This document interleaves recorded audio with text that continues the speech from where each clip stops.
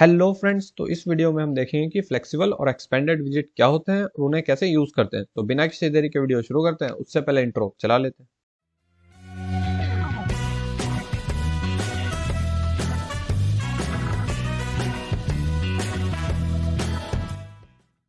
तो चलिए आप समझते हैं कि हम फ्लेक्सिबल विजिट को यूज कैसे करते हैं, पर उससे पहले हम ये समझते हैं हमें फ्लेक्सिबल विजिट की नीड क्या है। तो पावर पॉइंट में चलते हैं और वहाँ एक एग्जाम्पल से समझते हैं।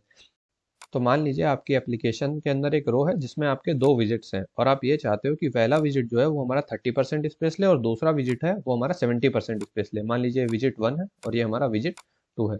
तो जो हमारी रो की पूरी लेंथ होने वाली है, आप ये चाहते हो कि हमारे पहले विजिट को 30% स्पेस मिले और दूसरे विजिट को हमारा 70% स्पेस मिले। तो अब हम क्या करेंगे, इन सारे विजिट्स को फ्लेक्सिबल या एक्सपेंडेड के अंदर रैप कर देंगे और हमें ये फंक्शनलिटी अचीव हो जाएगी। तो हम करेंगे क्या, मान लीजिए हमने रो के अंदर ये दोनों विजिट लिए हैं, विजिट 1 और विजिट 2। इन दोनों को हम फ्लेक्सिबल के अंदर सबसे पहले तो रैप कर देंगे। रैप करने के बाद फ्लेक्सिबल के अंदर एक प्रॉपर्टी होती है फ्लेक्स। आपको ये फ्लेक्स डिफाइन करना पड़ता है कि आप कितना स्पेस देना चाह रहे हो अपने हर एक विजिट को। तो हम फ्लेक्स के अंदर 3 लिखेंगे। मान लीजिए हमने विजिट 1 था, उसका फ्लेक्स हमने 3 दे दिया, और जो हमारा विजिट 2 था उसका फ्लेक्स हमने यहाँ पे 7 दे दिया। तो हो क्या रहा है, हमारी टोटल जो रो की लेंथ होने वाली है तो वो कितनी हो गई, 3 इसको दिया था और 7 इसको दिया था। तो टोटल हमारी रो में मान लीजिए 10 पार्ट्स होने वाले। तो 10 पार्ट्स में से आपको जो विजिट 1 है उसको 3 पार्ट्स देने हैं और जो हमारा दूसरा विजिट है उसको 7 पार्ट्स देने हैं। तो ये होता है हमारा फ्लेक्स का काम।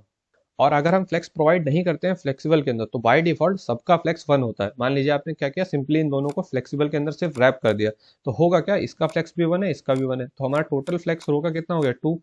तो अगर हमारे रो के दो पार्ट हैं तो एक पार्ट इसको मिलेगा, एक पार्ट इसको मिलेगा, मतलब 50% स्पेस विजिट 1 को मिलेगा और 50% स्पेस विजिट 2 को मिलेगा। अब देखिए होता क्या है, जो हमारे फ्लेक्सिबल और एक्सपेंडेड होते हैं ये दोनों एकदम सेम ही होते हैं, बहुत ही माइनर डिफरेंस होता है। तो नेक्स्ट स्लाइड में चलते हैं और वो मैं आपको डिफरेंस समझा देता हूँ, उसके बाद अपन कोड करेंगे। तो चलते हैं, पहले तो नेक्स्ट स्लाइड इंसर्ट करते हैं, नेक्स्ट स्लाइड, और इस पर ड्रॉ करते हैं। तो चलिए यहाँ पे एक रो बना लेते हैं, फिर अगले एग्जांपल में समझाता हूँ मैं आपको। देखिए मान लीजिए आपने दो विजिट बनाए थे, विजिट 1 और आपने ये विजिट 2, और आपने इसका फ्लेक्स 1 दिया था, इसका फ्लेक्स आपने 3 दिया था, और जो हमारी स्क्रीन की विड्थ है वो मान लीजिए टोटल थी हमारी 400 पिक्सल्स। तो होगा क्या, इस वाले विजिट को मिलेगा 1 स्पेस और इसको 3 स्पेस, मतलब टोटल हमारे पास थे 4 स्पेसेस। उसमें से 1 हमें इसको देना था और 3 इसको देना था, मतलब जो भी इसकी विड्थ होने वाली है वो 100 पिक्सल्स इसकी, और इसकी होने वाली है 300 पिक्सल्स। अब देखिए फ्लेक्सिबल के अंदर एक प्रॉपर्टी होती है फिट। अब इसमें दो पार्ट होते हैं, पहला तो लूज और दूसरा होता है टाइट। पहले हम लूज वाले को चेकआउट करते हैं। देखिए अगर हमारी flex fit by default loose defined होती है पहले से ही, तो इसमें होता क्या है, अगर आपने जो भी आपका विजिट है उसकी विथ डिफाइन करी है, मान लीजिए आपने इसकी विथ इस बार 50 डिफाइन की है, तो होगा क्या, जो भी हमारा 50 और जो हमने इसका फ्लेक्स दिया होगा उसके अकॉर्डिंग जो भी इसकी विथ आ रही होगी, इन दोनों में से जो भी मिनिमम होगा वो इस कंटेनर की या इस विजिट की हमारी विथ बाय डिफॉल्ट डिफाइन हो जाएगी। अगर हमने मान लीजिए इस विजिट की विड्थ कर दिया 150, तो अब इन दोनों में से मिनिमम कौन है, 100 और 150 में से। तो इस बार जो हमारा कंटेनर होगा इसकी विड्थ 100 होगी, 150 नहीं होगी, क्योंकि इसका हमने फ्लेक्स डिफाइन किया था 1 और फ्लेक्स के अकॉर्डिंग इसकी विड्थ थी 100 और आपने 150 दिया, लेकिन ये 100 से ज़्यादा ले ही नहीं सकता। लेकिन अगर हम यहाँ पे फ्लेक्स फिट को हम टाइट कर देते हैं तो इसमें हो गया क्या, आप कंटेनर की कोई भी विड्थ प्रोवाइड करो, जो फ्लेक्स के अकॉर्डिंग विड्थ आ रही होती है वही आपकी कंटेनर की विड्थ होने वाली है।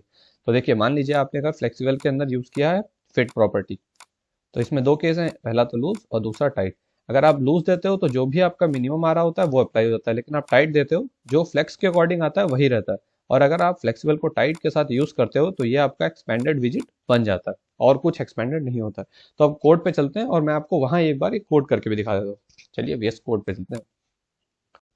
तो चलिए पहले मैं यहाँ पे जो भी हमारा पिछला कोड है उसको रिमूव करके एक रो बनाता हूँ और उसके अंदर दो कंटेनर और उनको फ्लेक्सिबल के अंदर मैं रैप कर देता हूँ, उसके बाद अपन समझते हैं, ठीक है।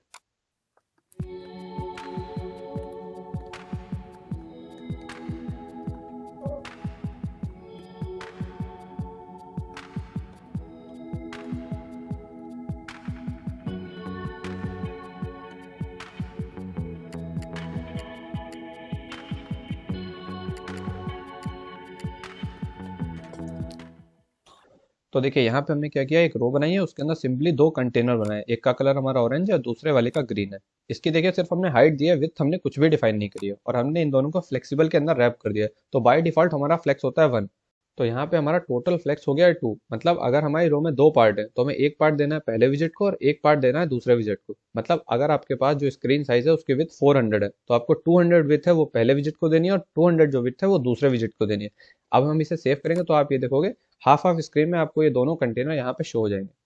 ये देखिए, क्योंकि हमारा जो टोटल फ्लेक्स है वो 2 है और हमें पहले कंटेनर को 1 फ्लेक्स दिया और दूसरे कंटेनर को भी 1 दिया है, तो दोनों को हाफ हाफ स्पेस मिल गया। अब हम अगर इसके फ्लेक्स चेंज करेंगे तो फ्लेक्सिबल के अंदर प्रॉपर्टी होती है फ्लेक्स।